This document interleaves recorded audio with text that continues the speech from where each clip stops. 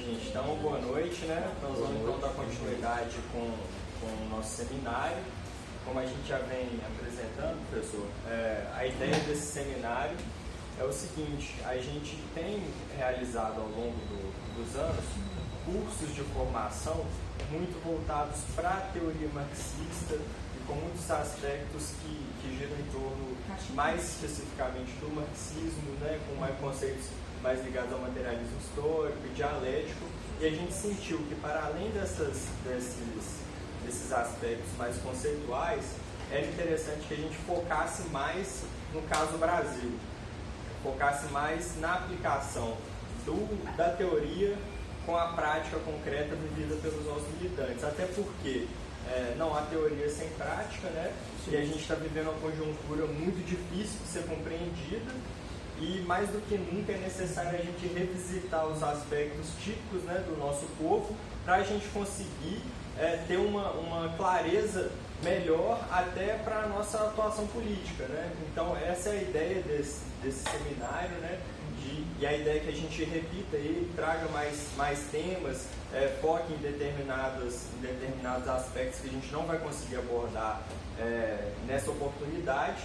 E a gente começou com uma aula de formação, mais voltada para a formação do povo brasileiro, uma outra palestra sobre a relação dessa formação com algumas especificidades do Estado, né? E agora o convite, né, para que o senhor também comece a introdução dos aspectos econômicos, né, principalmente do período, né, de industrialização, para auxiliar a gente nessa tarefa, né, de compreender melhor o Brasil, né? Então, nesse sentido, eu vou passar a palavra para o senhor. Fique à vontade, tome o tempo que precisar. Tá, muito obrigado. Obrigado pelo convite, Diogo.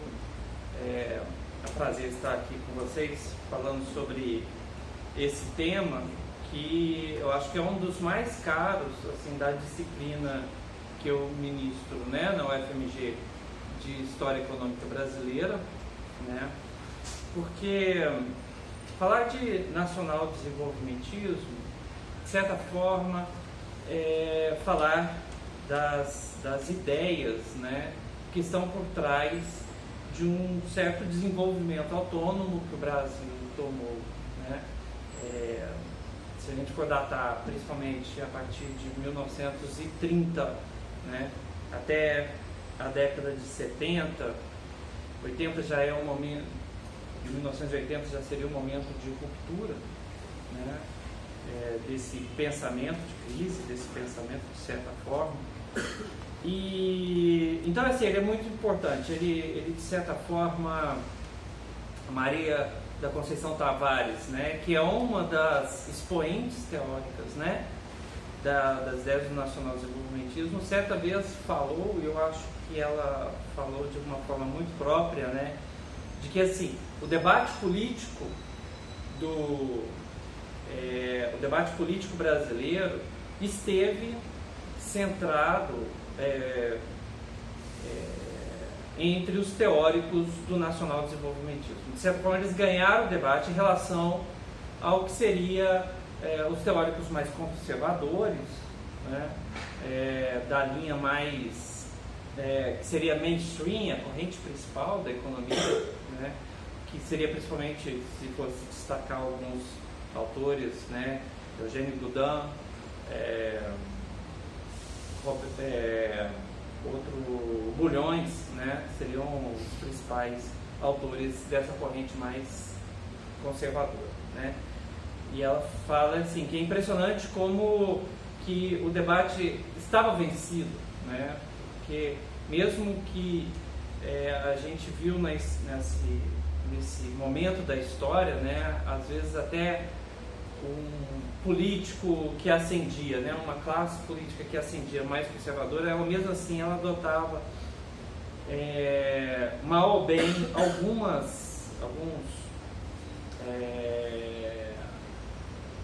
algumas orientações seguindo, né, a ideia nacional desenvolvimentista, mesmo que às vezes conservadora, né. Dois casos, eu acho que seria o governo Dutra, né, entre o Vargas I e o Vargas II, né, nos idos da década de 40 e 50, e depois o JK um pouquinho, né, mas ele seria essencialmente mais desenvolvimentista, e também o regime militar, né, o golpe militar de 64 até 73 seria o período que eles aplicaram realmente, e depois até o final da década de 70 aplicaram uma orientação mais desenvolvimentista, embora mais conservadora, né.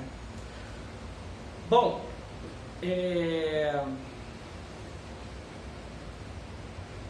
para falar dessa questão, então assim, eu vou falar, vou tentar fazer a minha exposição baseada um pouquinho falando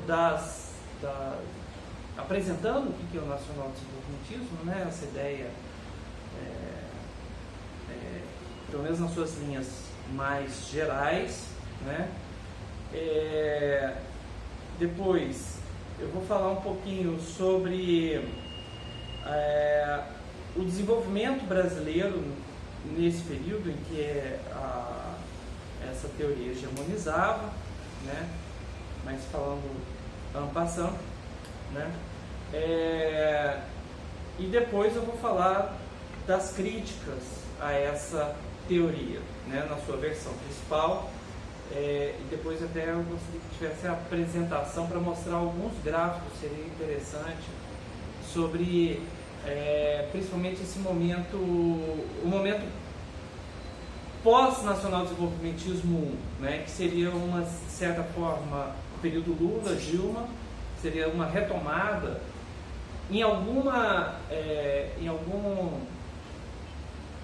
de certa forma eles retomam as ideias nacionais desenvolvimentistas, mas eu acho que com outro shape, e nesse momento eu acho muito legal a gente migrar de orientação teórica e pensar o neomarxismo do Fernando Brodel, sabe, para analisar como que o sistema mundo, eu acho que ajuda a explicar um pouco esse nosso contexto atual, né, de país hegemônico, né, e de certa forma uma certa sabotagem internacional a esse segundo projeto de desenvolvimento, né, que eu acho que pelo menos é a linha que eu defendo, né. Então tá, vamos falar um pouquinho antes da crise de 30, né, a crise de 1930, foi um período, se a gente for pegar principalmente a partir de 1870, né, com uma interrupção, né, a Primeira Guerra Mundial, teremos um momento de expansão muito acelerada do capitalismo mundial, né. Era visível esse crescimento, né, os países centrais, né, principalmente a Inglaterra, que já tinha iniciado, né, de forma inédita, né, o seu processo de industrialização já de algum tempo, já estava na sua segunda fase. As experiências de industrialização foram seguidas pelos Estados Unidos, principalmente, né, pelos Estados Unidos, Alemanha, mais à frente Japão, mas também outros países da Europa seguiram um processo muito acelerado de industrialização em 1870, né, a partir da década de 70 do século XIX, e havia, por assim dizer, né, um otimismo muito grande inicialmente, né, porque assim, as inovações tecnológicas elas possibilitaram aberturas de mercado, né, numa escala muito ampliada. Então, assim, a expansão da ferroviária, do transporte ferroviário, né, somado às mudanças no transporte marítimo, né, técnicas de refrigeração, né, isso tudo tornou possível que o capitalismo expandisse suas fronteiras, né. O Keynes, né, o John Maynard Keynes, né, que vai formular uma teoria, eu acho, muito inovadora, né, na década de 30, né, ele tem um artigo anterior a isso até, né, que ele falava assim, como era bom, né, ser um lord inglês, né, nesse período, né, de 1870, 80, porque você tinha sua mesa no café da manhã, produtos tropicais, né, banana, mamão, né, produtos esses que não era possível levar até os países, né, de clima temperado, né, até pouco tempo atrás, né, então assim, ele sentia que o mundo estava aos pés dele, né, e que depois daquele belo desjejum ele podia especular na bolsa, né, ações, né, de empresas atuando em vários países, né, então assim, combinava aumentos de rendimento, aumento de bem-estar para a elite, né, bem entendido, né, para o resto da população, às vezes a história não era exatamente essa. Então assim, esse momento de otimismo se conectava, de certa forma, né, à teoria econômica vigente e preponderante, que é a teoria das vantagens comparativas, né, feita por David Ricardo, né, que é uma ampliação da teoria das vantagens absolutas do Adam Smith, né, que, de certa forma, muito resumidamente, prega o aumento do bem-estar, da riqueza das nações com ampliação do comércio, né? Então, de certa forma, eles estavam vendo na prática o que aquela teoria estava falando, né? Adam Smith, eu gostaria de dizer, né, é um teórico muito divulgado como um ideólogo da mão, né, adepto da mão invisível do mercado, né? Se eu tiver tempo ao final, eu vou querer relativizar um pouco essa ideia, né? Nesse livro do Arrighi, né, Giovanni Arrighi, né, que ele segue essa teoria, essa visão mais neomarxista, né? O livro Adam Smith e Pequim, ele mostra que assim é possível ter uma visão alternativa do Adam Smith, né? Na verdade, é o que ele prega, né? Ele defende, né, nesse livro, né? O Adam Smith não era exatamente o adepto da mão livre, da mão invisível do mercado, mas sim da mão visível e controladora do Estado para o desenvolvimento, né? Ele vai falar isso em vários trechos. Então assim, o Arrighi, ele faz uma exegese, né, da riqueza das nações para defender essa opinião também. Então assim, é como assim, Adam Smith defendia a mão invisível para chutar o cachorro morto do mercantilismo, né? Para pensar em desenvolvimento, ele já era adepto do controle do Estado, né? Mas enfim, o Adam Smith que eu estou falando, né, que era divulgado naquele momento, era o Adam Smith, né, e as teorias clássicas que propunha o aumento do comércio como uma solução mais otimizada para o aumento da produção, né? Então, de certa forma, né, não havia quase nenhuma teoria que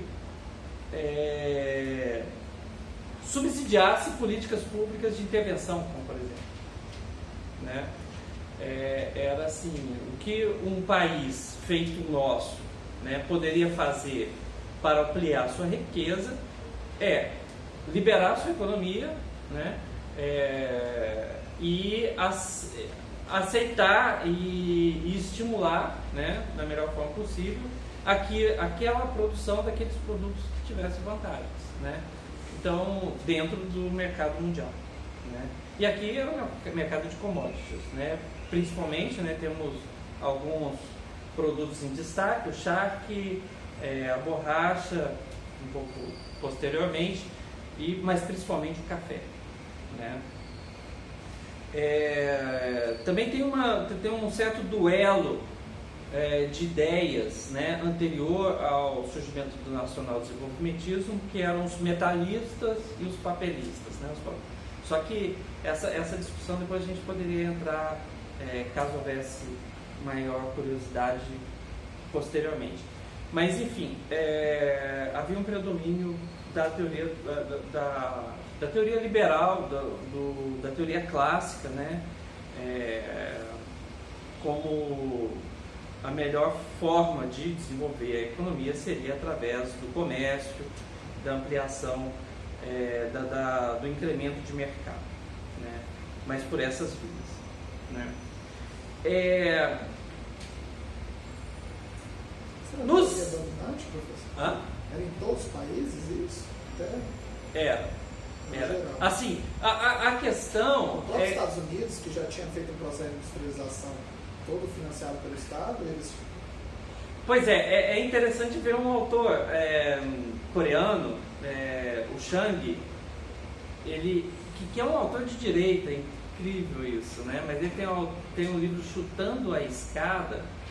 Esse livro ele fala dos processos de industrialização, das experiências, o que os países fizeram para se desenvolver, né? E esse livro ele mostra os mecanismos de intervenção, né? Nos Estados Unidos, aí que está.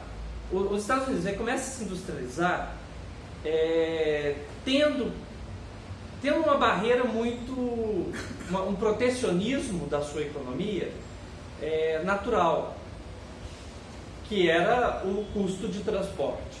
Então, assim, no momento que os Estados Unidos está desenvolvendo, principalmente o norte dos Estados Unidos, está desenvolvendo a sua indústria, esse sistema de transporte não tinha barateado tanto o transporte intramarítimo, né? Assim, transatlântico, né?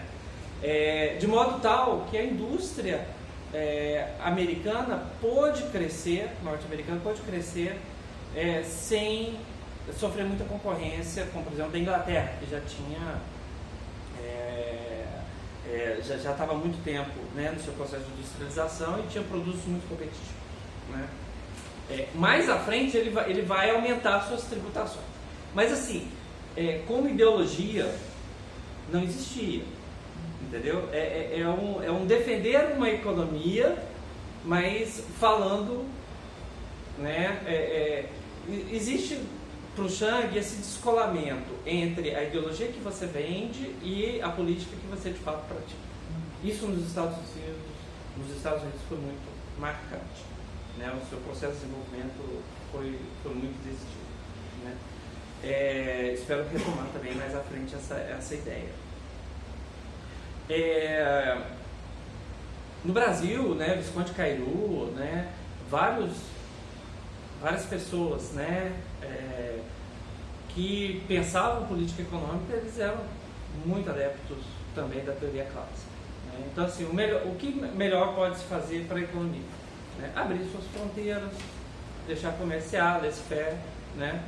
E os produtos tropicais, seriam as mercadorias requisitadas, né? E a teoria ela dava um certo conforto para o formulador de políticas públicas, né? Porque o que a teoria das vantagens comparativas fala, né? Que na medida que você especializa naquilo que você mais sabe fazer e o comércio internacional está ampliando, você pode adquirir muitos outros bens, né? Então, assim, você não precisa produzir tudo, você produz parte, né? E o resto você adquire do mundo, né? E o desenvolvimento tecnológico estava nos dizendo, de certa forma, isso. Okay? De certa forma, a evolução, né, dos acontecimentos, as estatísticas de comércio, né, como eles estavam crescendo de forma escalar, mostravam que esse era o caminho, realmente. Mas vale dizer também que a partir da década de 70, alguns fazendeiros, né, já envolvidos nesse comércio internacional, começaram a ver que alguns preços estavam batendo no teto. Então, assim, e isso foi, de certa forma, contrabalançando aquele certo otimismo, aquele otimismo geral que se tinha anteriormente, né? Então, assim, é como se Anteriormente parecia que o céu era o limite para ampliação do comércio, então assim, as apostas do comércio, da City Londrina, né, que era o grande financiador desse crescimento, né, tinha projetos vários de expansão das ferrovias, mas assim, o que eles notavam é o seguinte, que à medida que as fronteiras agrícolas nesses países cresciam, a oferta de produtos agrícolas ampliava muito para os países centrais, né? Mas já estava batendo nos tetos das demandas, né? Isso começou a ser relativizado, né? E aí esse processo de estancamento dos preços, né? Assim, a diminuição da valorização dos bens,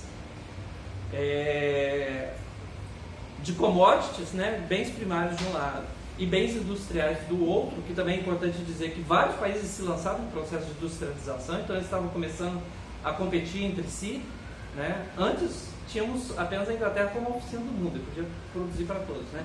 Agora você já não podia produzir mais para a Alemanha inclusive já tinha mais vantagens em produzir várias coisas que estavam exportando para a Inglaterra, né? Então assim, a Inglaterra estava sofrendo competição, né, em vários segmentos industriais, indústria química, indústria siderúrgica, né, produtos tipo motores elétricos, etc. Já estava sofrendo essa competição muito forte da Alemanha. E aí isso começou a ter um certo esmagamento dos lucros.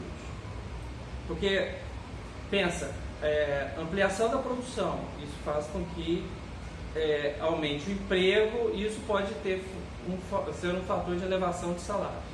E do outro lado, estancamento dos preços, então quer dizer que os lucros começam a ficar esmagados, né?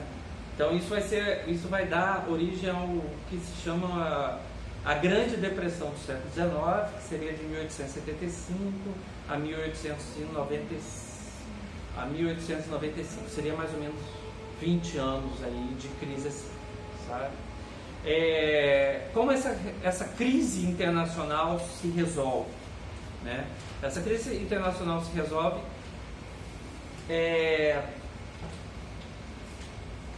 os autores começam a ter duas respostas, né? Não existe um consenso sobre isso, mas eu sigo muito o historiador marxista, né, Hobsbawm. Ele diz, o Eric Hobsbawm, ele diz assim que a resposta dos países centrais para a saída dessa crise foi a indústria bélica, o armamentismo, a corrida armamentista, sabe? Isso gerou um mercado que não se tinha antes, né? E por que essa corrida armamentista começou a acontecer? Por conta da defesa das colônias, de territórios, de áreas de influência, né? Nos países, né? Nos territórios suscetíveis à colonização. Então, assim, vamos pensar mais ou menos o que aconteceu, né? Primeiro caso, né? No primeiro momento, Inglaterra era o único país industrializado, praticamente, né? Até, vamos pensar em 1850, né? Arredondando, seria a oficina do mundo, né? Então, assim, ele tinha um mercado de commodities aos seus pés, né? Então, o que acontece?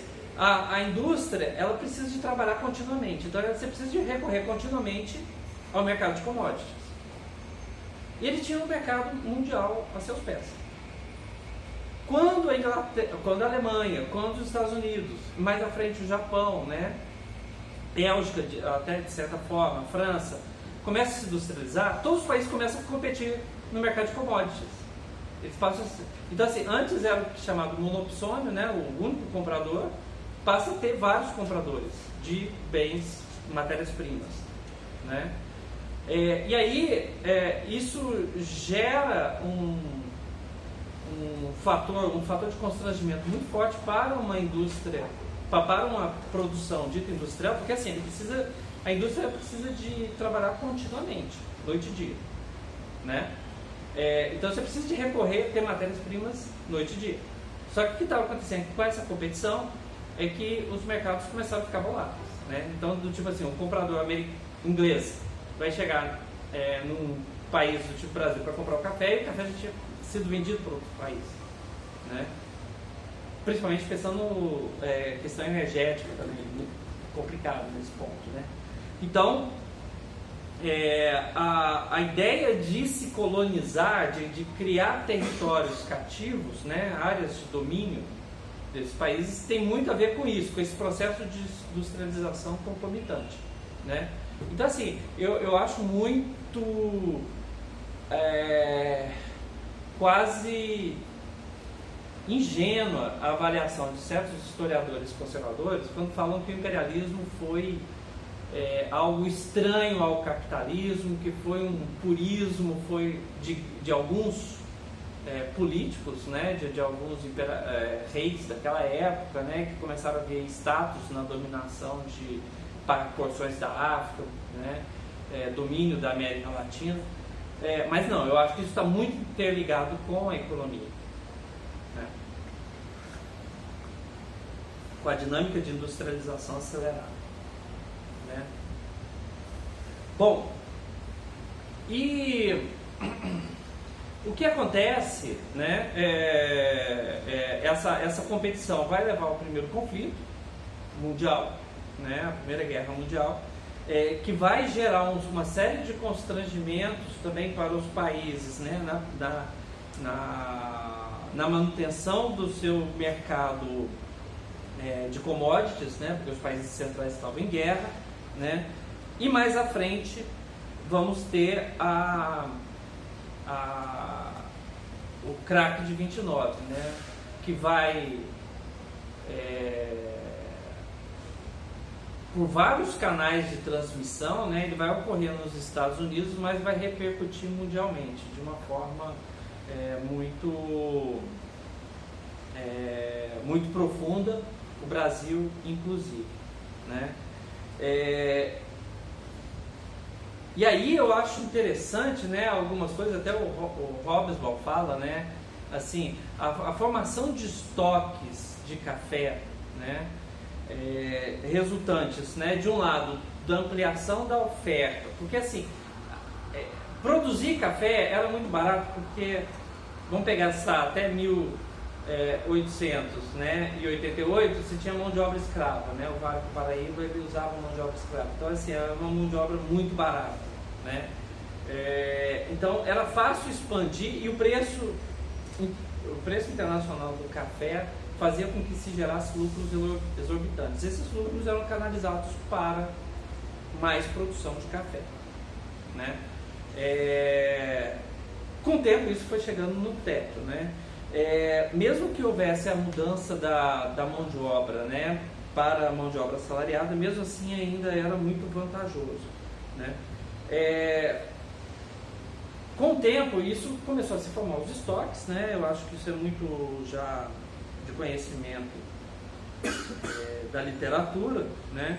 O Hobsbawm fala até, né, das experiências de se queimar café nas Maria-Fumaças, né, como uma fonte de energia, né, porque já não tinha mais mercado para escoamento, né, desse café, nem para suavizar ciclos, né. E de certa forma eu acho que toda a América Latina se ressente disso, né? Então assim,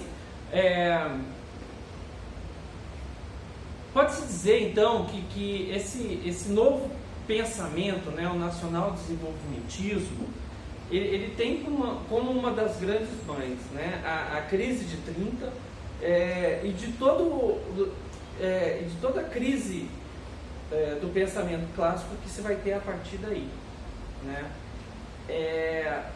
E aí é uma coisa muito interessante, né, a gente observar assim, quem nasce primeiro são as ações desenvolvimentistas, né, ou é a ideia desenvolvimentista? Porque o que acontece, se a gente for ver alguns autores, né, que abordam muito o pós 1830, né, quando Getúlio Vargas, né, faz o seu primeiro governo, ele parece fazer uma orientação política, parece que muito guiada numa formulação teórica, né? Você já vê ali, já é perfeitamente fácil de detectar que existe um esforço de fortalecimento do Estado, de relativização das ideias do liberalismo, né? Da procura de se fazer uma certa industrialização, né? Isso tudo muito avante da letra do nacional desenvolvimentismo, porque ainda alguns autores como Mantega, né, o Guido Mantega, né, que foi o ministro da Fazenda, né, do governo Dilma, ele falava, ele tem esse livro, né, sobre as ideias, né, teóricas da economia brasileira. Ele fala que o nacional desenvolvimentismo ele só vai ser formatado, né, mesmo seria entre as décadas de 50 e 60. Né? Então tivemos aí os anos 30 e os anos 40 em que os formuladores de políticas públicas, isso principalmente Getúlio Vargas, né, e sua equipe, foram guiados, né, meio pelo erro e acerto. Né? E mais à frente houve uma formulação teórica que consolidou e que deu, que municiou, né, essa nova forma de ver Estado, de ver a nova conformação de políticas para gerar crescimento e desenvolvimento. Né?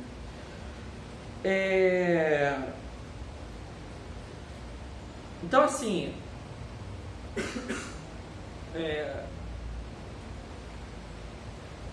esse nacional desenvolvimentismo ele vai criar, né, mais fôlego teórico na década de 50 e 60, né? Ele vai falar, a literatura fala, né, que os principais agentes, né, fomentadores dessa ideia foi o grupo de Itatiaia, ou seja, um grupo de centro-esquerda, que de certa forma era um certo staff teórico, né, do governo JK, né, do Juscelino Kubitschek, que é o Instituto Superior de Estudos Brasileiros, né, o ISEB, né.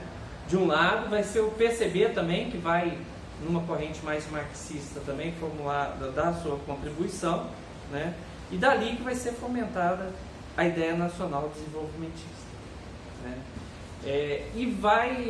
E ela também vai beber na água, né, do que o Keynes vai escrever para os países centrais, né, entendendo os ciclos, né, seria principalmente o seu livro da teoria geral, do dinheiro, juros, etc. Né. E é importante de dizer, né, que... Deixa eu ver aqui. Quanto tempo a gente tem mesmo? Mais uns 30? Uns 30 minutos? Tá, então vou ter que adiantar. Acredito... Se você quiser me dar o pendrive... Então, assim,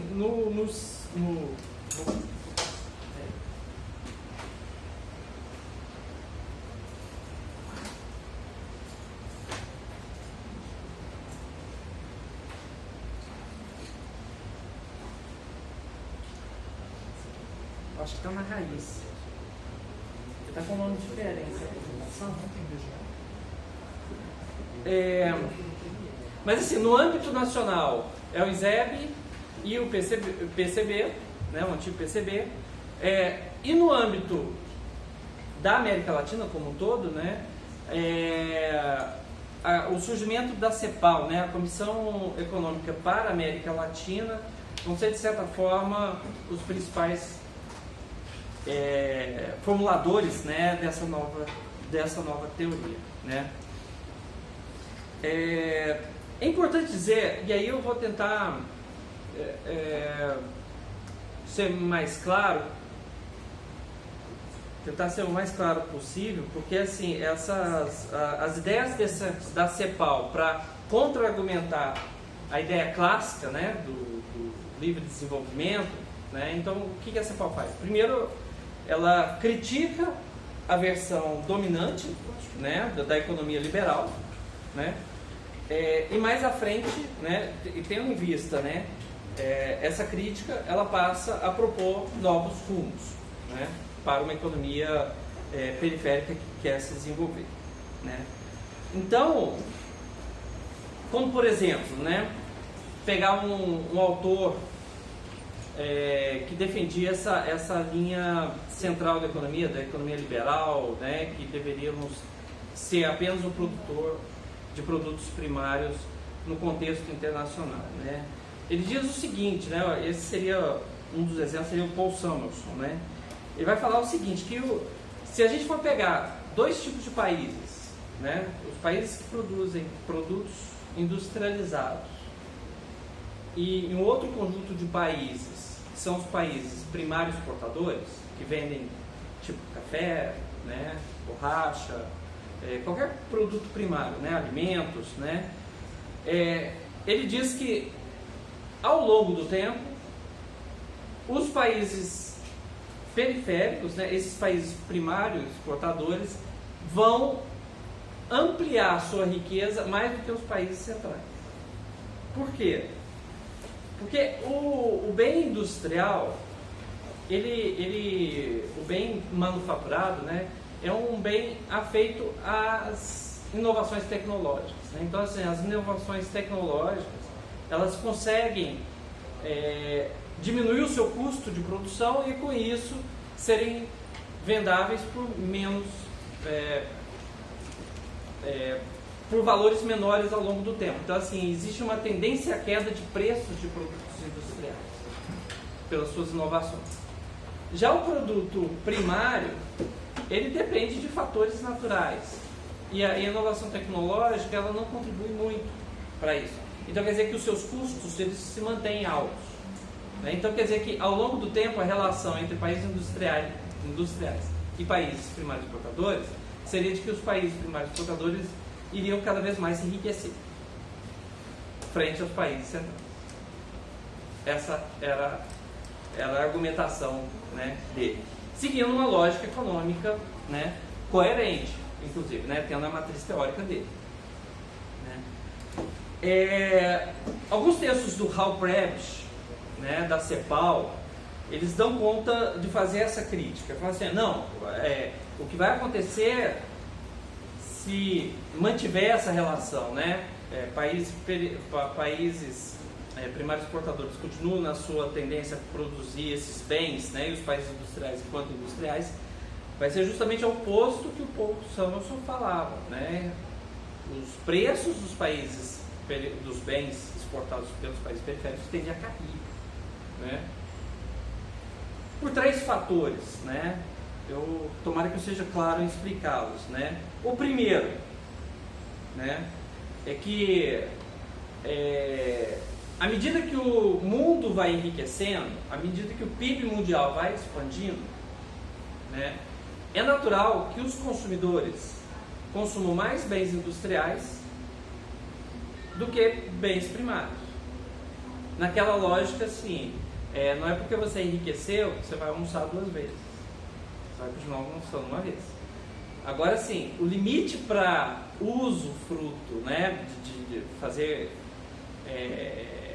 incorporar bens industriais na sua vida, o céu é o limite.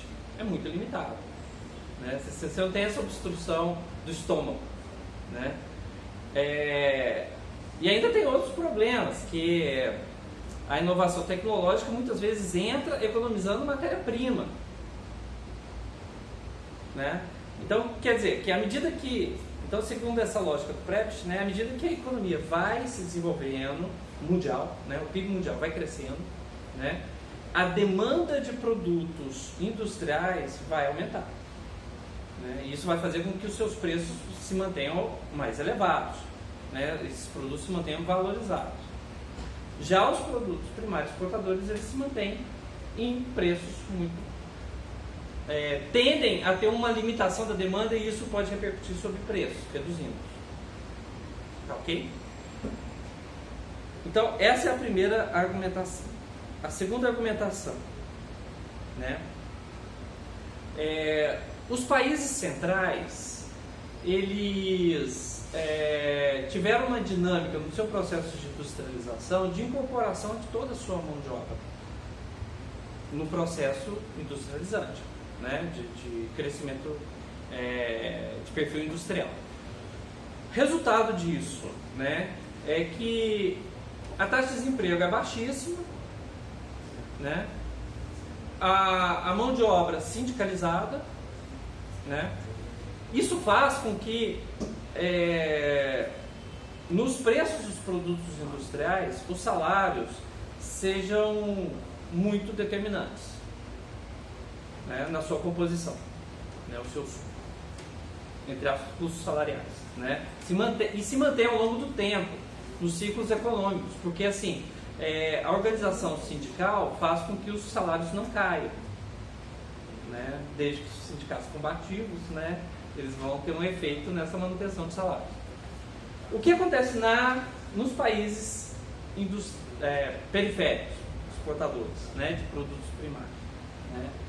A incorporação da população nos seus centros mais dinâmicos é muito pequena. Você tem uma massa de pessoas trabalhando nesse setor como subsistência, né? E se autoempregando para o consumo, né? O resultado disso é que os salários são baixos e você não consegue ter organização sindical direito, né? Com isso, fica fácil, né, durante um ciclo econômico, né, no momento de queda da demanda, esse contexto dos países periféricos são muito favoráveis para que o capitalista pressione os preços para baixo. Porque você não tem uma força sindical que sustente o salário, né? uma organização sindical que sustente, né, os salários, né? E com isso os salários tendem a cair. E o preço tende a cair, né? Porque os capitalistas queriam reduzir o preço para, num período de crise, né, poder ter escoamento da sua produção e manter os seus lucros, né? E ele faria isso. Então, com isso, os preços desses produtos primários eles tendem a cair, enquanto que os produtos industriais não cairiam, né? Ao longo dos ciclos, isso iria se recrudescendo, se fortalecendo essa tendência dos preços se desvalorizarem, né, dos produtos, das matérias-primas, frente aos produtos industriais. Esse seria o segundo argumento do Karl Prebisch, né? A terceira argumentação para que isso acontecesse é muito também, eu acho, foi muito feliz, né, essa ideia, né, que é o seguinte, que os países periféricos, no processo de substituição de tecnologias, né, eles tendem a adotar tecnologias dos países centrais. E os países centrais, por já ter um nível de emprego alto, né, fazem uma tecnologia muito poupadora de mão de obra. E os países periféricos, eles adotam essa tecnologia poupadora de mão de obra. Com isso faz com que agrave ainda mais o processo de absorção das pessoas no processo produtivo. Então, assim, o desemprego eles tende a se manter elevado nos países periféricos por conta dessa absorção de tecnologias próprias de países centrais. Esse efeito de diminuição, né, e lógico, você diminuindo o nível de emprego, diminui também o poder de barganha dos trabalhadores, resultando, né, quase sempre em quedas de salário. Nos países industrializados isso não acontece, porque ele já está em ritmo de pleno emprego, a tecnologia nova ela gera facilidades, né, encadeamentos de um setor para outro e as pessoas são absorvidas e a queda de preço não acontece, tá? Porque as pessoas continuam empregadas.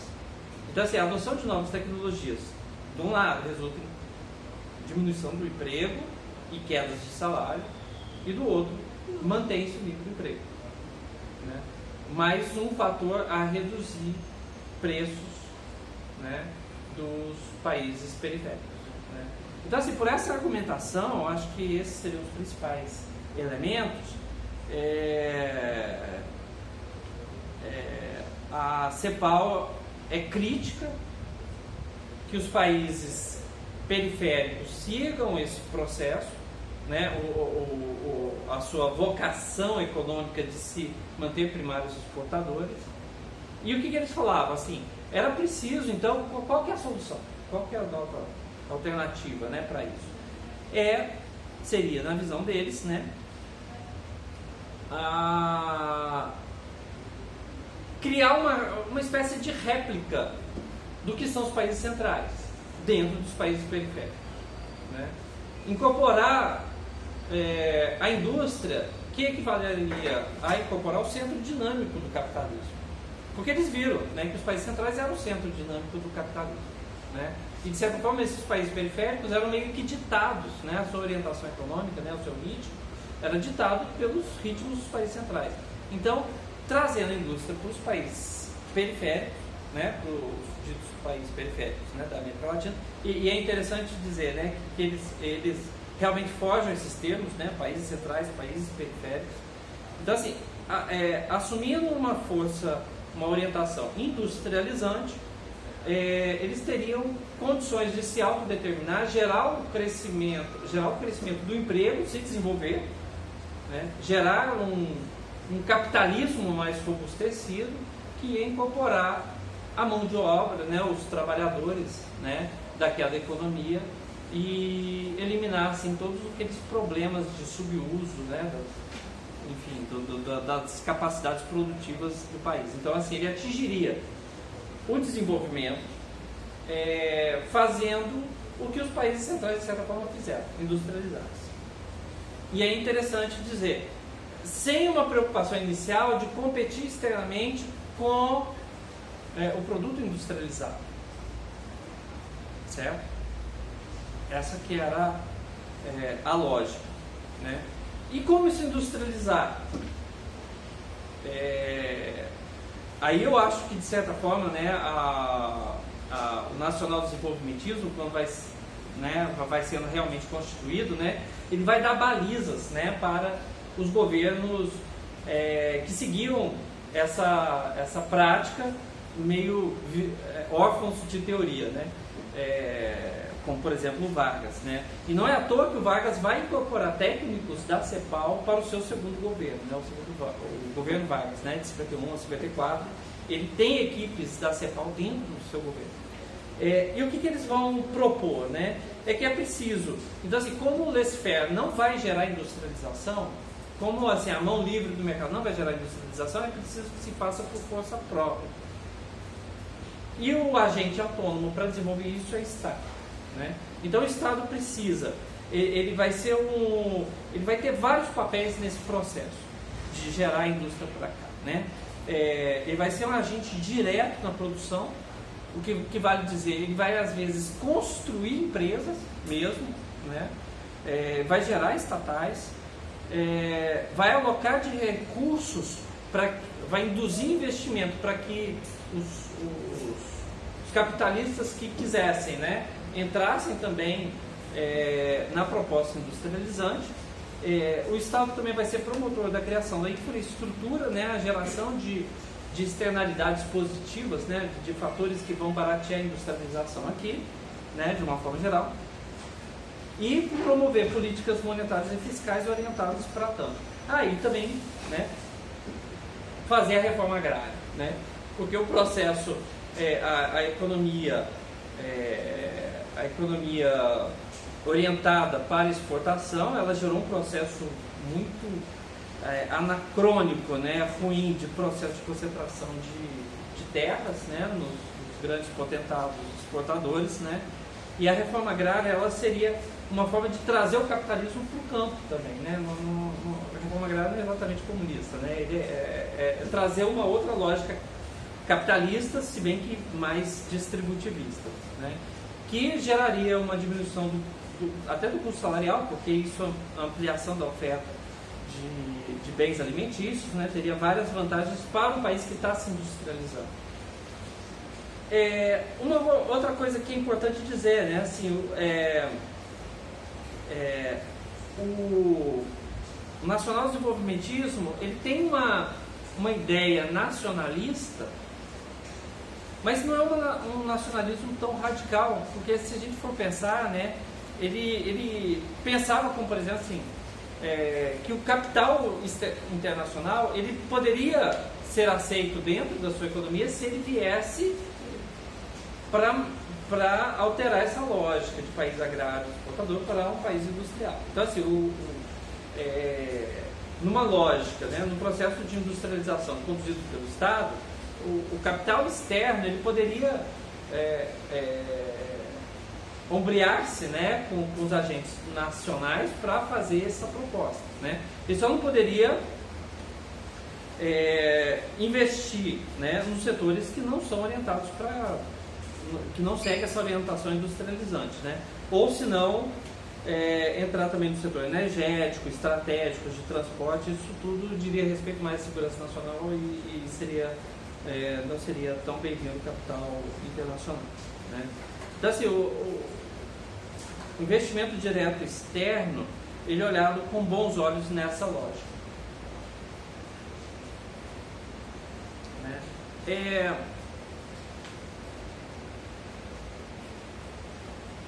Eu, de certa forma, falando sobre isso, né, assim, então, assim, o governo Vargas, o governo JK também, né, até a década de 50, de certa forma, seguiram essa orientação, né, do nacional desenvolvimentismo. Começou-se a construir a ideia de que, assim, o nacional desenvolvimentismo ele não estava trazendo os frutos esperados. Porque, assim, se de um lado ele realmente fez com que o país se alavancasse muito, fazendo ele crescer economicamente de uma forma muito acelerada, né? Então, assim, foram períodos de ouro mesmo, de crescimento. Por outro lado, né, o desenvolvimento, que passa muito pela questão da distribuição de renda, ele não estava acontecendo há bom tempo, né? Temos várias políticas interessantes, né, do tipo criação do salário mínimo, a CLT, etc. Mas o que acontece? Naquele momento inicial, os trabalhadores que começam a entrar nessa nova lógica, né, tendo salários mais condizentes, melhores, né, tendo direitos trabalhistas, etc., seria uma pequena margem dos trabalhadores, né? O país era muito mais rural, né? Então, assim, o efeito inicial é de aumento das disparidades de renda, até entre os trabalhadores, né? Então, assim, havia um certo ceticismo de que aquele nacional desenvolvimentismo, né, aquela orientação política e econômica, não estava trazendo os frutos necessários. Eu acredito que aquilo foi um fator momentâneo, assim, os momentos iniciais de um processo de industrialização geralmente geram processos concentradores de renda, espaciais, né, porque ele se dá no primeiro momento em territórios delimitados, né, dentro de um território nacional, e afetam algumas classes, alguns segmentos que são mais privilegiados que os outros, né? Então, o momento inicial é isso mesmo, eu tento imaginar, né? Mas foi feita essa crítica. Eu acho que alguns estudos do Celso Furtado, né, que de início ele adota a ideia muito cepalina, mas à frente ele vai ser crítico a essa ideia, né? Eu acho que a crítica dele procede, é muito interessante, né? Eu não sei, já temos quanto tempo? 50 de aula. Tá, falta... Bom, eu acho que a gente não tem um limite. Tá. Eu vou passar. Deu um erro aqui no notebook, porque o cabo aqui é VGA, só que ele só tem HDMI. Então não vai ter. Esses negócios de coisa nova, coisa antiga. Tá. Não, tudo bem.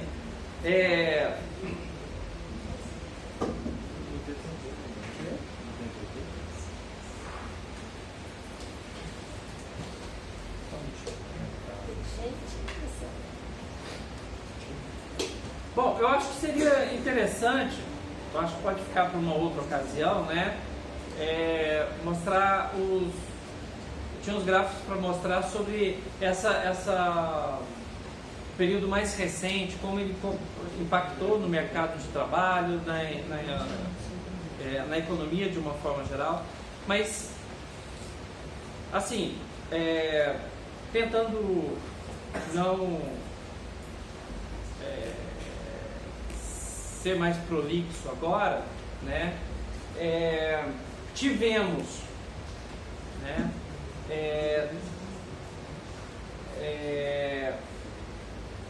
Tem uma coisa que o Ottaviani, né, que é um importante historiador econômico brasileiro, né, é uma leitura obrigatória no meu curso, né?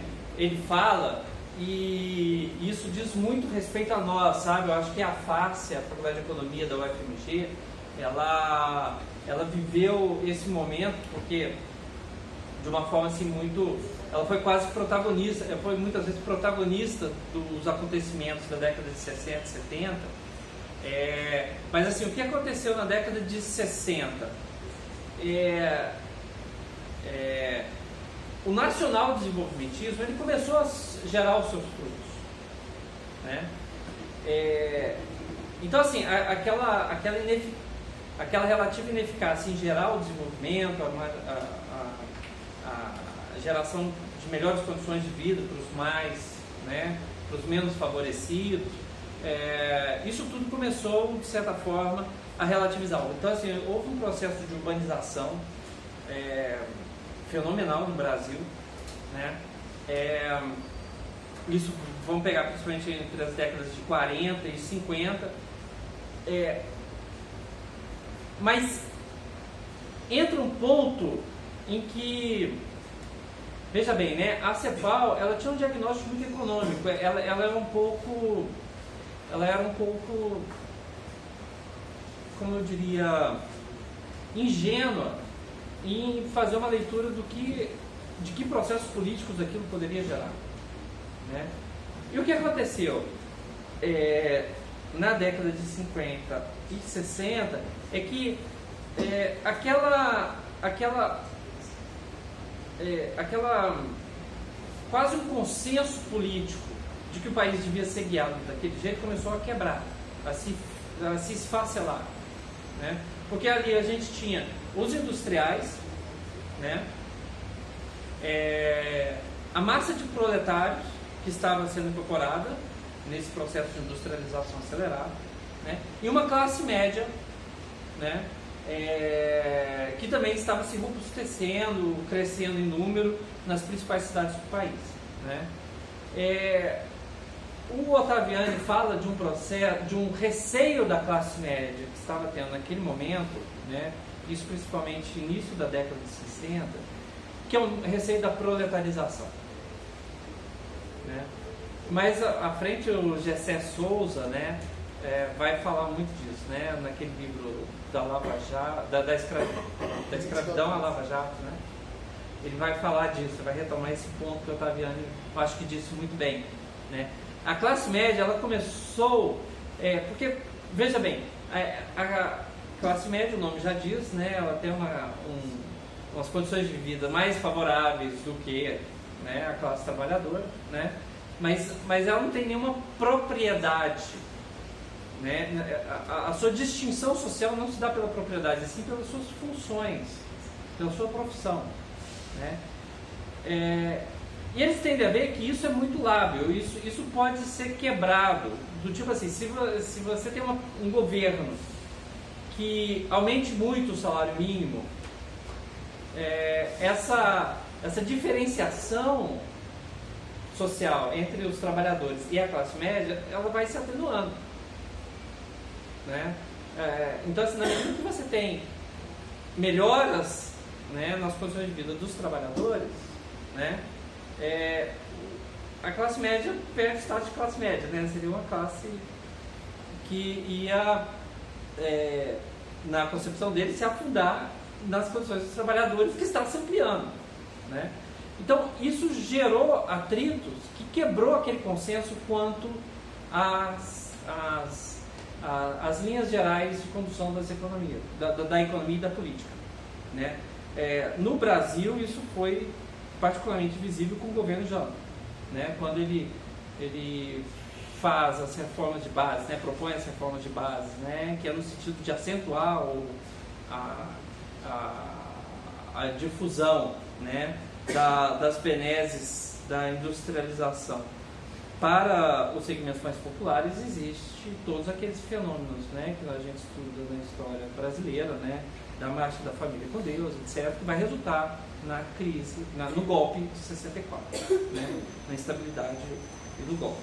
Só um comentário aí, Mário, que também tem a ver com essa função da que a classe média sempre desempenha, é que além desse elemento, ainda no governo JK, mais para o governo JK, os empresários também começavam a reclamar do crescimento dos salários. Sim. Igual eles reclamam, então, as classes dominantes tinham interesse de retroceder o crescimento dos grandes trabalhadores. Só que eles não podem falar isso abertamente. Quem que assume essa postura pública de crítica a isso é a classe média, né? Pelas condições de vida e tal. Como é hoje, né? As classes dominantes, as classes médias, elas são sempre a bucha do canhão das classes dominantes, né? E acham que pensam alguma coisa. Não, e isso é muito importante, porque isso, inclusive, está muito bem documentado na história brasileira, né? Teve... eu não entrei nesse detalhe, né? Mas assim, a comissão mista Brasil e Estados Unidos, que foi uma comissão, de certa forma, assim, não tem nada a ver com esquerdista, né? Porque conduzida por Bulhões, né? E vários economistas, assim, muito pouco identificados com a esquerda, né? Pelo contrário, e economistas americanos, eles fizeram, nos idos de 50, né? Final de 40, início de 50, se não me engano, um diagnóstico sobre o desenvolvimento, sobre os problemas brasileiros, né? E a partir dali propor um planejamento, né? Consta nesse diagnóstico que um dos problemas brasileiros é que o capital aqui, ele é muito rentista, ele não é produtivista. Então, assim, uma crítica que muitas vezes se faz agora, né, do neoliberalismo, né, de que a indústria nacional, o capital industrial, ele está, de certa forma, tomado pela lógica financeira, né? Se a gente for levar a sério esse diagnóstico da Comissão Mista Brasil e Estados Unidos, esse problema é muito anterior, sabe? E na minha opinião, o que aconteceu no Brasil é que os capitalistas foram tomados de refém. Eles não estavam à frente desse processo de industrialização com o golpe de 30, com Vargas tomando a dianteira, sabe? Eles estavam, de certa forma, é lógico que tem alguns industriais que eram adeptos, né? Roberto Simonsen era um deles, adeptos dessa industrialização, né? Com uma visão mais de direita, mas enfim, eram adeptos que acontecesse, né? O país surgisse como uma potência industrial, etc, né? Mas assim, a lógica do capital, ela estava muito tomada de... O seu protagonismo, melhor dizendo, né, ele estava sendo muito tomado por agentes do Estado, sabe, que estavam conduzindo esse processo de desenvolvimento, de crescimento, né? E é interessantíssimo, assim, quando você pega assim, a evolução do salário mínimo deflacionada, né? Vocês podem pegar isso no Jazz, eu tinha até esse gráfico muito interessante. Você vê assim que os momentos em que o salário mínimo ele vai crescendo, vai tomando uma dinâmica de crescimento, existe colapso econômico, existe colapso político, desculpa, melhor dizendo. Isso foi assim, no primeiro Vargas, né, que foi destituído, né, do governo, né? Houve a crise do Estado Novo. É lógico que fala-se muito das questões políticas, né? Manter-se uma ditadura estando alinhado aos países democráticos, né? Isso gerava uma contradição, etc. Isso enfraqueceu o Vargas. Mas você também pode fazer uma outra leitura, assim. Eu acho que esse gráfico ele ajuda muito a entender isso. O governo Vargas, o primeiro Vargas, desde que se instituiu o salário mínimo, é uma dinâmica de crescimento do salário mínimo, o poder aquisitivo do salário mínimo. Aí entra o Dutra, cai, né, que é um governo mais liberal, né? JK entra, não, o Vargas assume de novo, o salário volta, dá uma guinada para cima. E isso vai, inclusive, eu acho que ele conduziu esse processo de valorização até de uma forma assim muito afobada, né? Eu diria que isso contribuiu muito para que desestabilizasse o clima político e vai resultar no seu suicídio, né? Mas, assim, eu acho que até o salário mínimo ajuda a explicar muito isso, né? A desestabilização política dele aconteceu principalmente quando ele resolve dobrar o salário mínimo de um ano para outro, né? É lógico que esse receio da proletarização ela já estava acontecendo antes, mas isso eu acho que foi determinante. E o Juscelino Kubitschek ele manteve o salário mínimo em escala muito ampliada, né? Então havia uma força política muito grande para que não entrassem mais governos com essa orientação. O governo militar, a queda do salário mínimo é gritante, né? A política, o plano do PAEG, né? Que é um dos primeiros planos, o primeiro plano mais consistente da época do golpe militar, já mostra essa preocupação em reduzir as condições de vida dos proletários, dos trabalhadores, né? Tanto é que o censo de 1960 e o censo de 1970 mostram que, além do processo de crescimento, né, já estava o Brasil sob milagre econômico, há um processo de descolamento, né, ampliação dos leques salarial, aumento de disparidades. Isso fez com que apenas parte muito reduzida das classes sociais fossem beneficiadas por esse crescimento econômico muito acelerado que teve no final da década de 60 e início, né, da década de 70. Gente,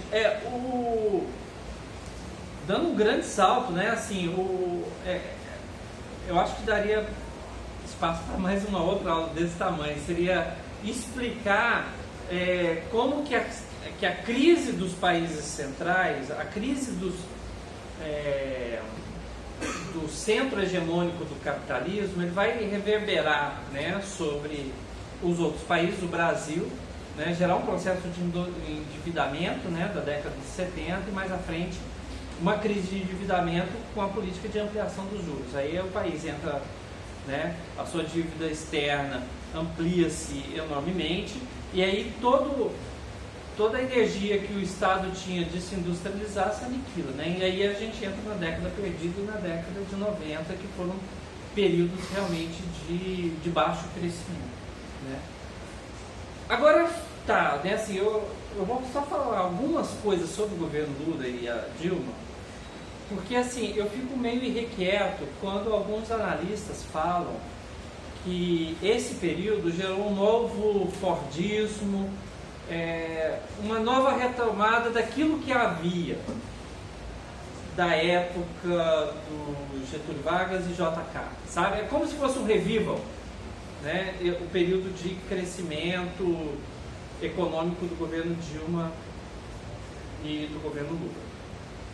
Eu discordo humildemente dessas pessoas. Eu acho que tem muitos elementos novos ali, né?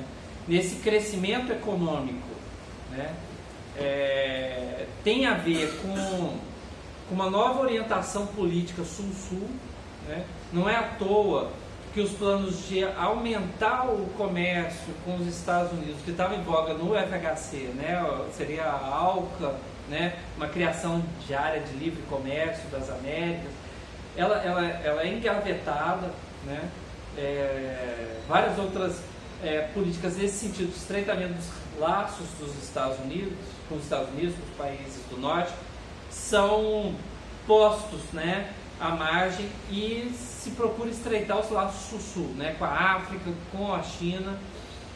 E eu acho que a economia ela se conforma muito sob essa nova orientação. Então, por esse fator, né, eu acredito que essa nova orientação tem algo de novo, né? Não é uma mera volta a um Fordismo, né, anacrônico, né? Eu acho que, até porque os setores econômicos que são estimulados são bem diferentes daqueles que foram no governo Getúlio Vargas, no governo JK, né? Tem uma ampliação do setor de serviços, um setor muito identificado com tecnologia, do tipo saúde, educação, serviços acessórios da indústria, enfim, por uma infinidade de coisas. Eu sou muito reticente de acreditar que é apenas um revival. Mas aí que tá, né, assim, de novo, eu acho que esse momento de crescimento e de redução do desemprego fez com que a classe média tivesse o temor, quer dizer, o processo de proletarização, né, que era o fantasma da década de 60, voltou com toda a força, né, o receio de transformar aeroporto em rodoviária, todas aquelas coisas que a gente ainda tem na memória, né, desse período. Mas assim, o mais importante que eu acho é que é o seguinte, a lógica de financiarização foi muito contida no processo, no governo Lula e no governo Dilma principalmente, né? Foi defendida uma tese, uma dissertação de mestrado falando sobre isso, sabe? E é muito interessante assim como que os ganhos do setor bancário se reduzem desse período. Você tem um setor bancário ainda muito orientado pelo Fordismo, né? Assim, é bem um serviço feito a uma economia industrial. Na década de 90, até 1990, desculpa, no final da década de 80, depois você tem expansão do setor financeiro, aumento das disparidades sociais dentro desse setor, metropolização dos serviços financeiros e aumento dos ganhos desses bancos no período FHC, né? E quando entra o governo Lula, esses ganhos são contidos. Então, veja bem, você tem um momento, um contexto em que existe um aumento, uma melhora das condições de vida dos trabalhadores, né? E incorporação crescente dos segmentos desempregados, que estavam no subemprego, né? E de outro, uma queda substancial dos ganhos do ganho financeiro, o que não quer dizer queda de lucro, eles ainda estavam ganhando bastante, sabe? Mas assim, o momento da Dilma em que ela tenta reduzir as taxas de juros, eu acho que foi um momento de ruptura, sabe? É um momento em que a elite decidiu fazer o golpe. Foi, eu acho que 2012, né? 2011, né? Quando ela resolve reduzir a taxa de juros. Ali, no experimento, né, dessa dissertação, é muito visível como que os ganhos do setor financeiro caem acentuadamente, sem deixar de ser lucrativo, bem dito, né? Assim, no padrão mundial ainda estava muito elevado. Mas ali houve o golpe e houve essa, de certa forma, esse destruir o novo, né? Esse destruir uma agenda de crescimento que eu acho que estava no seu germe, né? Nesses 13 anos de novo governo, né? De nova orientação. E aí o golpe se instaura. Então assim, eu acho que não estranharei quando os novos números surgirem desse período pós-golpe apontarem um contexto muito próximo do que foi o FHC, né? Ou seja, o aumento acentuado dos prêmios financeiros, né? dos lucros. Eu acho que isso nem precisa de muita estatística sofisticada, né? O Itaú, os bancos privados já estão anunciando lucros muito grandes, apesar da economia estar toda em queda, né? Bom, gente, eu acho que seria isso. Eu peço desculpa se eu estendi demais. Obrigado. Tem pergunta, né? Tem pergunta?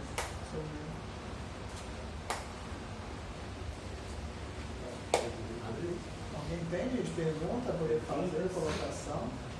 Eu tinha uma pergunta para fazer. Eu vou trazer uma pergunta da aula passada, antes da dele, que foi uma pergunta que eu ajudei na aula passada, eu dei a aula passada, só que eu não consegui responder. O Gladson ele colocou uma questão, né? Se existe uma burguesia nacional e onde ela está, né? Porque toda vez que vem um processo de nacional desenvolvimento, o primeiro momento que ela pode, ela pula fora para se associar a um interesse internacional, né? Então, não sei se é muito rasa a pergunta, mas existe uma burguesia nacional? É possível contar com a burguesia nacional para um projeto nacional de desenvolvimento? Até que ponto que essa burguesia nacional se financiarizou também, né? Porque ela tem muito aplicações financeiras, né? Porque eu acho que isso é um negócio estratégico, né? Para um projeto nacional de desenvolvimento, você ter uma burguesia com visão nacional, né? E a impressão que nos dá às vezes é que a nossa burguesia ela é mais entreguista do que qualquer outra coisa, não tem uma visão estratégica. Vitor, a questão que eu queria falar é sobre a questão do Getúlio que a gente estava conversando, né? O fim do welfare state, como que isso tem a influência, porque a gente fala muito da burguesia nacional, que se voltou contra, que os trabalhadores estavam tendo um aumento no salário, mas isso foi um processo internacional do fim do estado de bem-estar social e como isso veio de fora para dentro do governo do Getúlio. Qual que é a relação do fim do estado de bem-estar social no exterior com a crise do governo do Getúlio? Tá, Getúlio.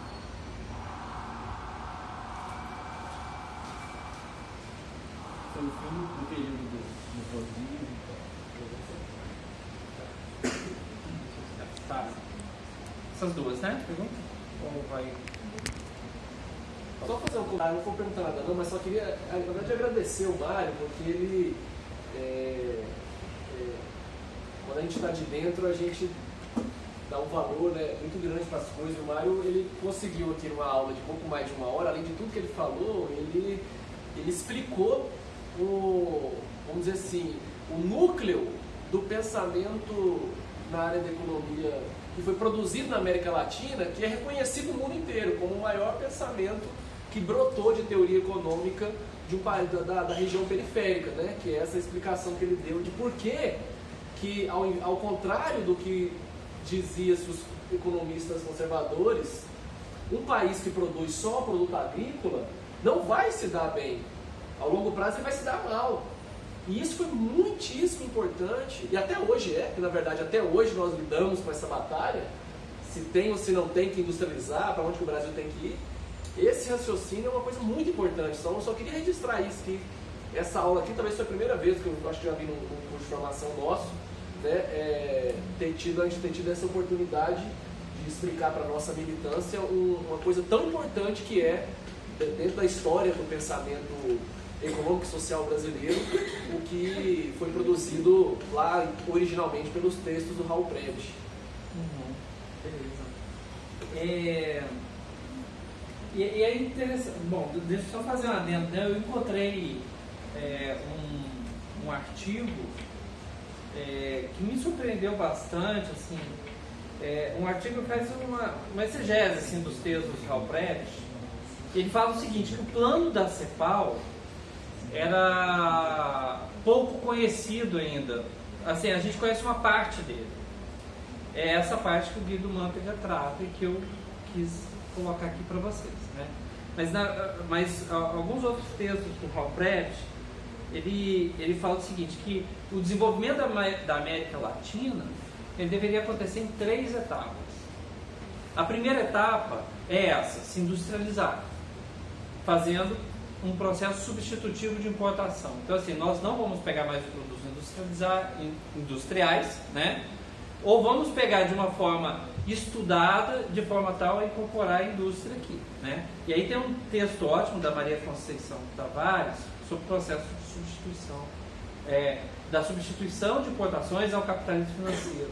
Ela trata bem essa questão de como que é esse processo de substituição de importação, como um país vai se industrializando, né? E ele vai substituindo as importações na sua pauta de importação. Então, assim, essa seria só a primeira etapa. O que o Halbrecht previa é que depois, finalizada essa etapa, então, assim, quando um país se torna realmente industrial, na América Latina, e ele pensava, né, pensando na CEPAL, né, todos os países, de certa forma, iriam seguir essa trajetória, teria-se, então, um segundo momento, seria a integração regional. Tipo um Mercosul, né? Que fosse até mais estreito, né? A integração ainda mais acirrada do que acontece com o Mercosul. Porque aí o que aconteceria? Você teria um processo ali de verificação de quais os setores que deveriam ficar em que lugar. Tipo assim, essa integração regional promoveria o fortalecimento integrado dos países como um país só, como se fosse um país só a América Latina, né? Então, assim, talvez o setor siderúrgico em algum dos países entrasse em colapso porque o outro setor siderúrgico fosse mais forte, mas ele ia produzir algum outro produto industrializado que ia também compor a matriz industrial, né? Então ia haver ali uma espécie, né, aqui na América Latina, né, uma espécie de especialização das atividades.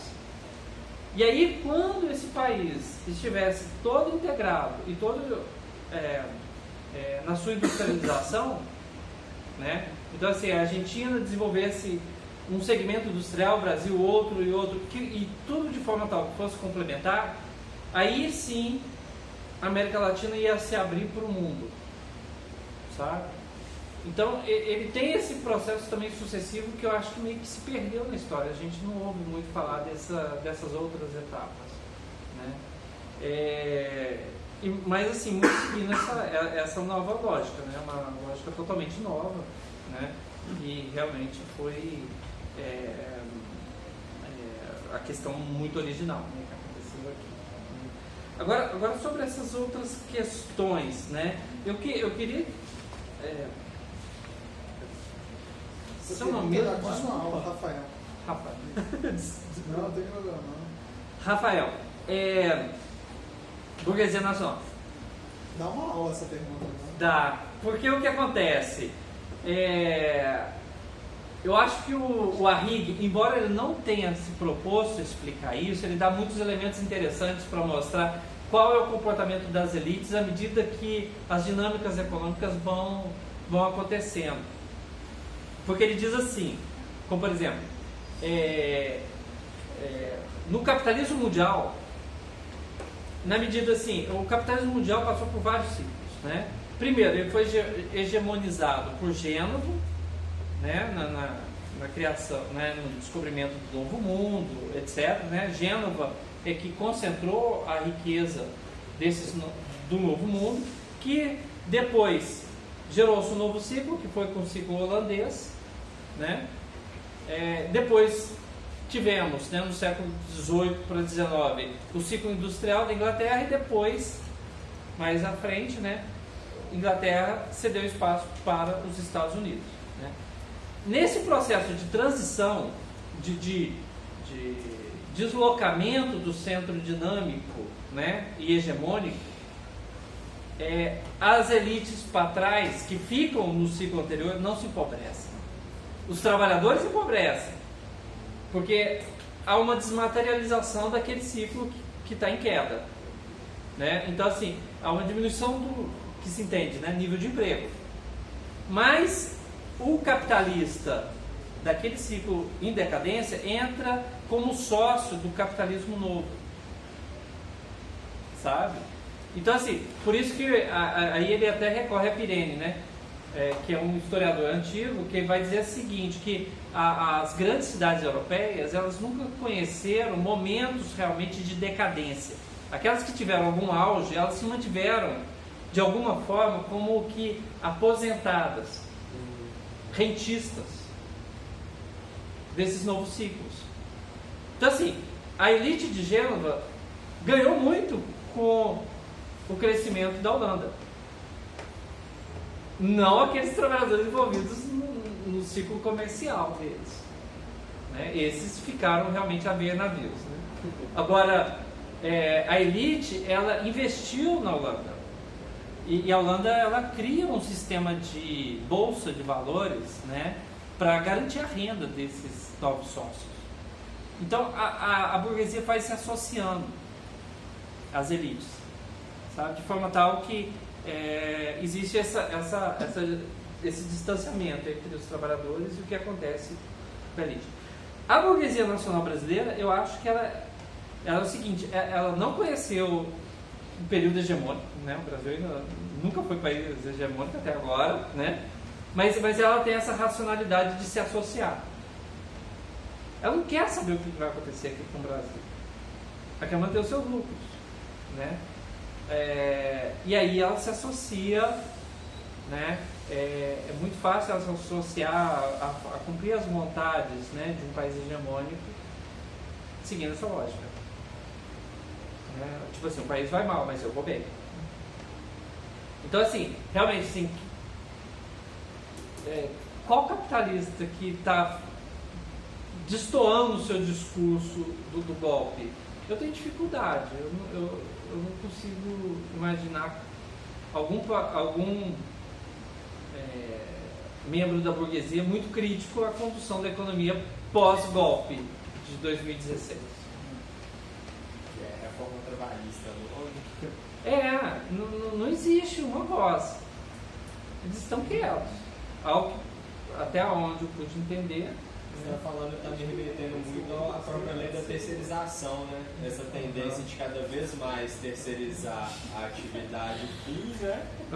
E as próprias empresas estarem indo para o mercado financeiro mesmo, né? Sim. Pois é. Agora sobre essa questão do fim do welfare state, né? Pois é outra coisa que demanda outra aula, assim. Eu acho que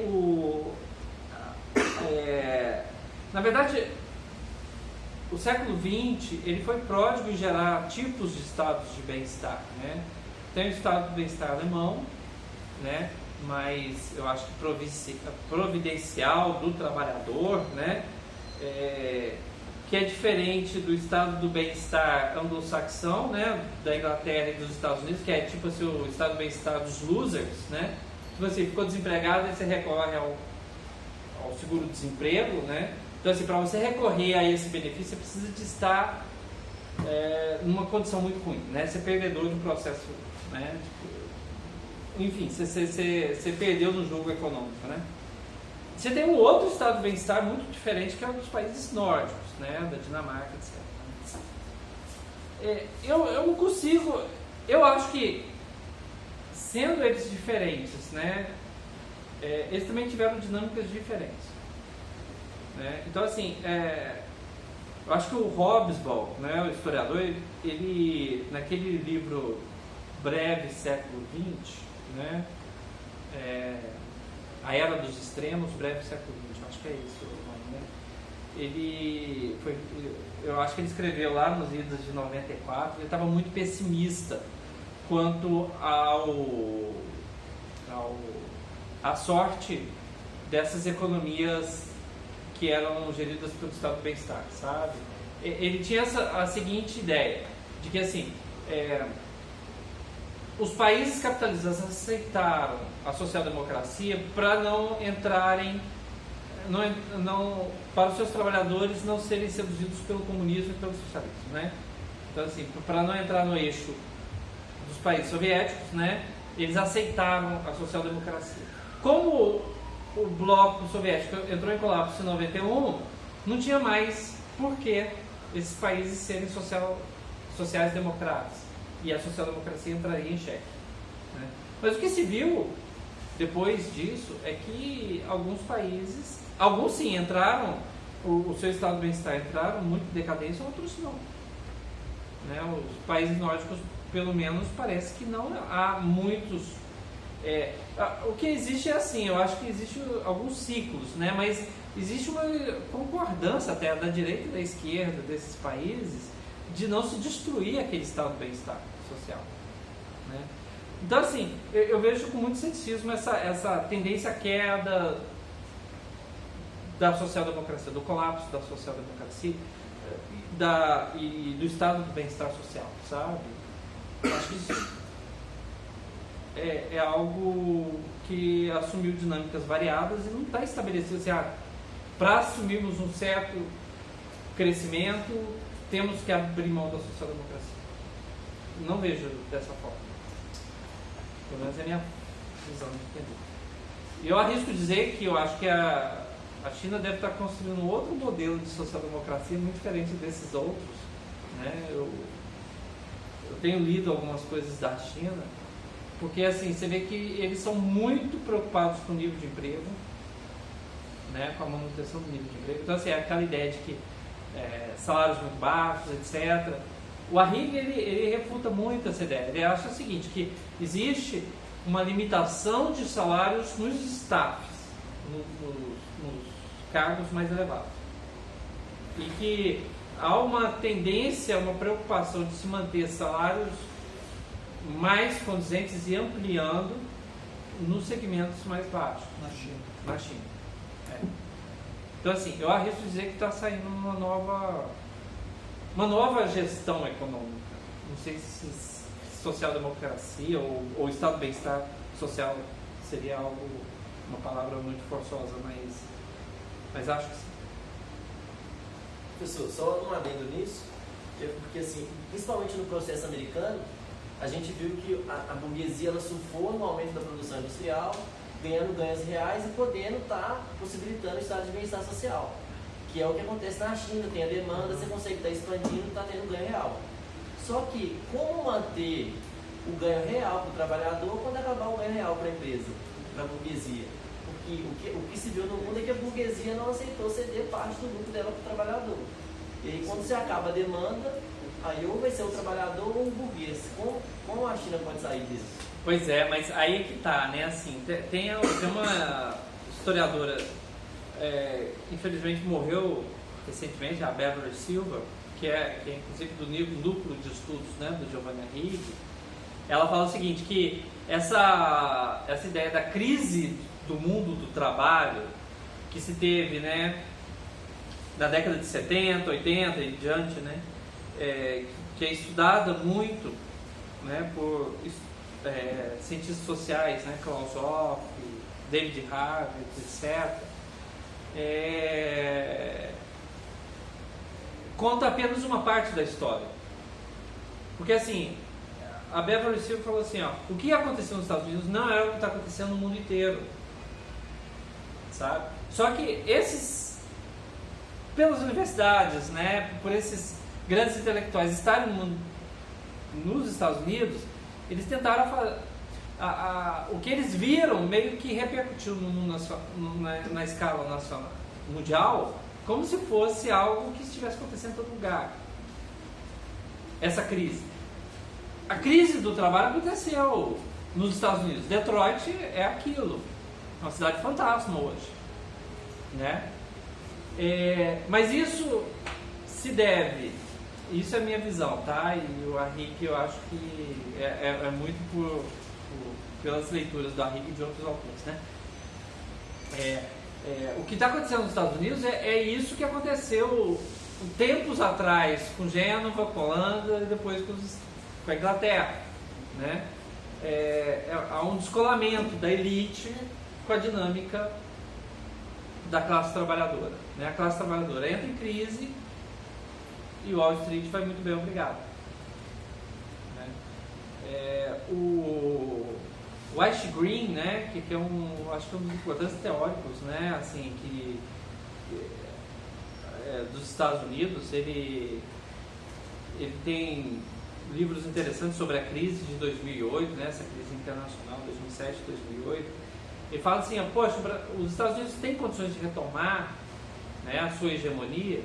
O que ele fala, tem um capítulo, né, de um livro chamado Privilégio Exorbitante, ele é muito cético disso. Ele fala assim que assim, na década de 40, 50, né, nos Estados Unidos havia uma pirâmide ocupacional muito robusta, fordista, né? Então, assim, uma massa de trabalhadores qualificados na base, né? Um extrato médio de planejamento, de concepção, né? Nas empresas, e o topo, né? O cume da pirâmide, que eram as universidades, né? Agindo com as empresas, inovando tecnologicamente, etc. Né? Então essa era a pirâmide de sucesso, né, do capitalismo americano. Hoje, o que existe? Essa pirâmide, o cume dela levita, porque não tem essa base. Não tem mais essa massa de trabalhadores qualificados e bem pagos. Né?